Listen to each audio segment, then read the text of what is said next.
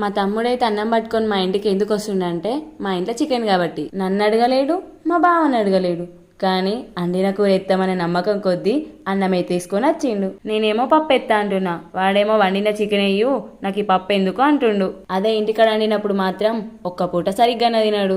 ఇక వేరే ఫంక్షన్లలోనా మా ఇంటికాడ వండినప్పుడా నాకు చికెన్ కావాలి అని అడుగుతాడు. వండినప్పుడేమో తినాడు, బయట వండినప్పుడేమో కావాలంటాడు. చూసిరా ఎంత వేసినా అద్దంటలేడు, ఇంకా కావాలనే చూస్తాడు. అందుకే మా బావ చికెన్ తెచ్చిన ప్రతిసారి కొంచెం ఎక్క తక్కనే తీసుకొస్తాడు. ఎందుకంటే ఎప్పుడైనా సరే తక్కువ కావద్దు, ఎక్కువైనా సరే కడుపు నిండా తినాలని చెప్తాడు. అగగు చూసిరా, తిన్నోడు చక్కగా తినక ఆ చిన్న ముక్క వేసి మా బావ ప్లేట్లు వేసిండు. అట్లా ఎందుకు వేసిండో తెలుసా? చిన్న ముక్క ఎత్తే పెద్ద ముక్క వస్తుందని అని తెలిసే. అయినా మా బావతో తిరగడం అన్నా తినడం అన్నా వానికి ఇష్టమే. ఇదేం వీడియో కోసం కాదు, మా ఇంట్లో జరిగే సంఘటనే వీడియో రూపంలో తీసినాం అంతే. Please like, share and subscribe. Thanks for watching.